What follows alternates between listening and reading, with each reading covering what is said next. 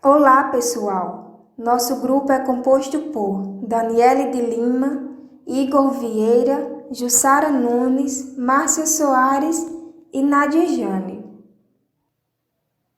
Hoje iremos falar um pouco acerca das discursividades masculinas, através das perspectivas da análise do discurso francesa.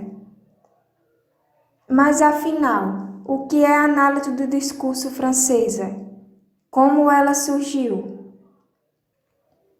A análise do discurso de linha francesa procura entender como os discursos se constroem, são distribuídos na sociedade, como eles falam sobre nós, sobre a história, sobre as condições de sua produção, sem necessariamente querer intervir nessas condições. Ela surgiu na França na década de 60, pelo filósofo Michel Pechet. A análise do discurso francesa foi desenvolvida a partir de 3 épocas, que foram chamadas de análise do discurso 1, 2 e 3. O primeiro momento da análise do discurso foi pensado como uma exploração metodológica de uma noção de maquinária discursiva. Essa noção resulta de uma posição estruturalista pós-saussuriana e pode ser compreendida como um conjunto de discursos produzidos em um dado momento. O segundo momento da análise do discurso apresenta a noção de formação discursiva.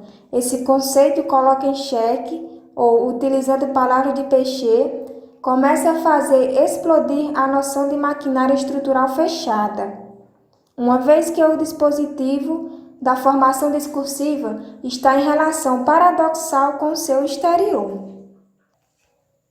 Já no terceiro momento da análise do discurso, a noção de maquinária discursiva estrutural é levada ao limite e estabelece-se o primado teórico do outro sobre o mesmo. A ideia de homogeneidade atribuída à noção de condições de produção do discurso é definitivamente abandonada.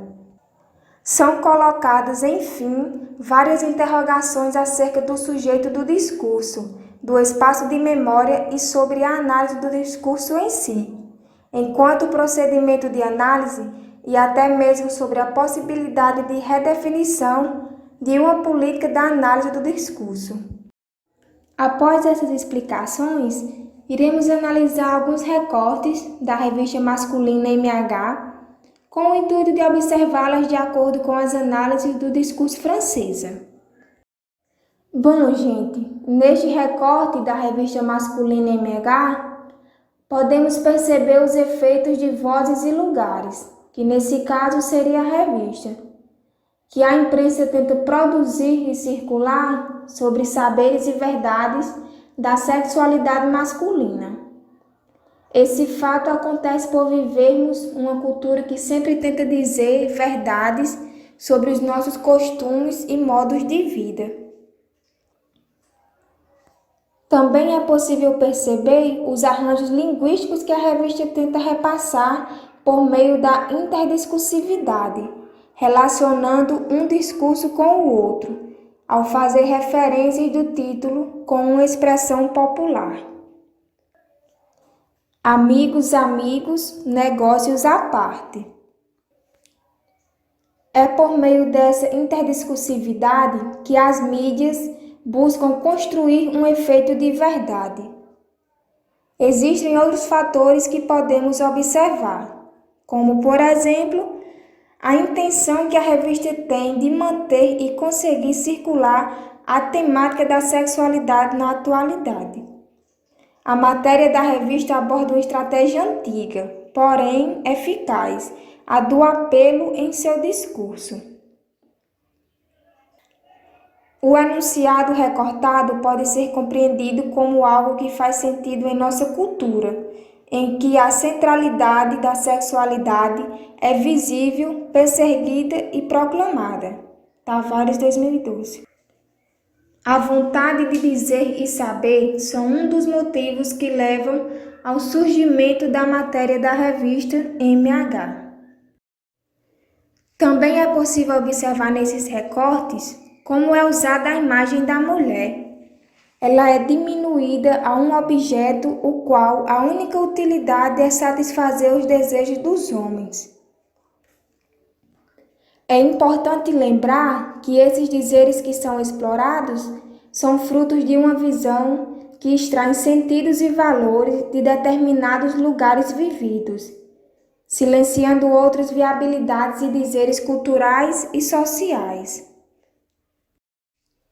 Após analisarmos o recorte da revista MH, foi possível observar como essa matéria foi estruturada para chamar a atenção dos homens, com coisas que socialmente são tidas como as preferências dos homens, a heteronormatividade. Mas é necessário lembrar que não podemos considerar o que a revista fala como verdade absoluta e generalizar que isso é o que todo homem prefere, pois existem muitos fatores que podem influenciar, como a subjetividade de cada um, as normas que a revista utiliza e o momento histórico. Como foi dito por Tavares, práticas midiáticas não devem ser tomadas como algo dado, mas sim como construções discursivas que possuem uma espacialidade e uma temporalidade próprias. Com isso, concluímos nossa mini aula. Obrigada pela atenção.